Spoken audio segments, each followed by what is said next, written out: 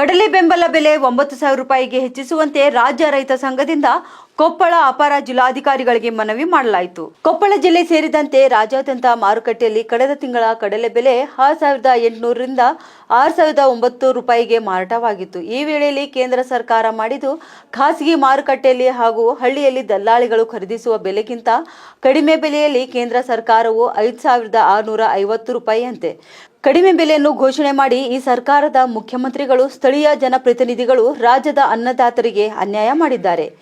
ಈ ರಾಜ್ಯದ ರೈತರು ಬೆಳೆದಿರುವ ಯಾವುದೇ ಬೆಳೆಗಳಾದರೂ ಕೂಡ ಯಾವಾಗಲೂ ಮಾರುಕಟ್ಟೆಯಲ್ಲಿ ಖರೀದಿಸುವ ಬೆಲೆಗಿಂತ ಹೆಚ್ಚಿನ ಬೆಂಬಲ ಬೆಲೆಯಲ್ಲಿ ಖರೀದಿ ಕೇಂದ್ರದಲ್ಲಿ ಆಗಬೇಕಿತ್ತು.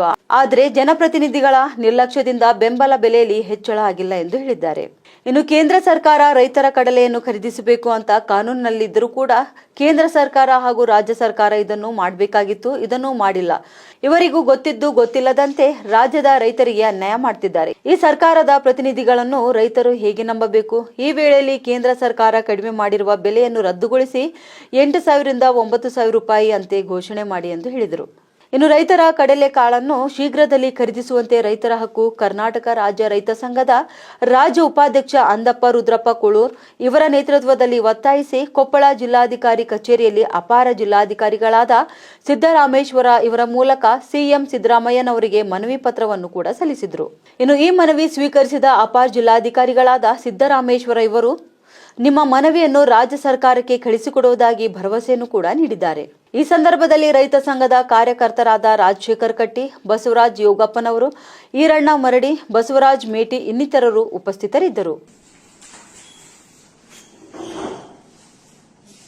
ಈ ರೈತರು ಇವತ್ತು ಕಡ್ಲಿ ಬೆಳೆದ್ರೂ ಬೆಂಬಲ ಬೆಲೆ ಸರ್ಕಾರ ತೆರೆದಿಲ್ಲ.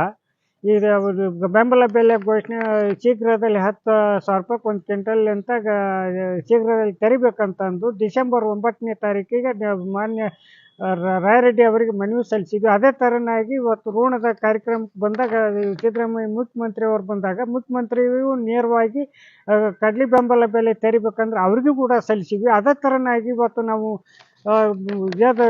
ಜಿಲ್ಲಾಧಿಕಾರಿ ಮೂಲಕ ಮುಖ್ಯಮಂತ್ರಿ ಅವರಿಗೆ ಮತ್ತೊಂದು ಮನವಿಯನ್ನು ಇವತ್ತು ನಾವು ಅಪರ ಜಿಲ್ಲಾಧಿಕಾರಿಗೆ ನಾವು ಸಲ್ಲಿಸಿದ್ದೀವಿ.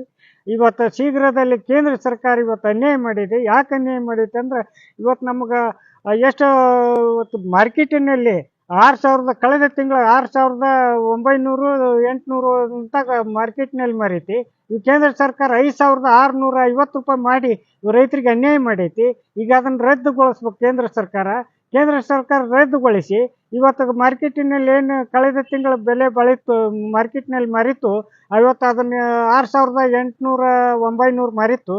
ಅದಕ್ಕಿಂತ 1,000 ರೂಪಾಯಿ ಬೆಲೆ ಹೆಚ್ಚಿಗೆ ಮಾಡಿ ಇವತ್ತು ಒಂದು 8,000 ಇಲ್ಲ 9,000 ರೂಪಾಯಿದಂತಾಗ ಒಂದು ಕ್ವಿಂಟಲಿಗೆ ಮಾಡಿ ಒಬ್ಬ ರೈತರಿಂದ 25 ರಿಂದ 25 ಕ್ವಿಂಟಲ್ ಖರೀದಿಸಿ ಈ ತಿಂಗಳದ ಒಳಗೆ ನಮ್ಗೆ ರೈತರಿಗೆ ವಾರದೊಳಗೆ ಒಂದು ಕಾಗದ ಪತ್ರ ತೊಗೊಂಡು ರೈತರಿಗೆ ಖರೀದಿ ಕೇಂದ್ರನ ಶೀಘ್ರದಲ್ಲಿ ತೆರಿಬೇಕಂತಂದು ನಾವು ರೈತ ಸಂಘದ ರಾಜ್ಯ ಉಪಾಧ್ಯಕ್ಷ ನಾವು ಈ ಮೂಲಕ ನಾವು ಮನವಿ ಮಾಡ್ಕೊಂಡಿವಿ.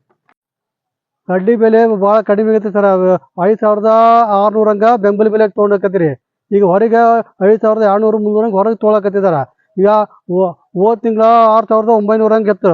ಈಗ 5,600 ಮಾಡ್ರಿ ಬೆಂಬಲ ಬೆಲೆ ಭಾಳ ಕನಿಷ್ಠ ಆಯ್ತು ಸರ್. ಇದು ನಮಗೆ ಬೀಜ ಕೊಡಬೇಕಾದ್ರೆ ರೈತರಿಗೆ ಬೀಜ ಕೊಡಬೇಕಾದ್ರೆ 7,700 ರಿಂದ 8,000 ಮಟ್ಟ ಬೀಜ ಕೊಟ್ರಿ.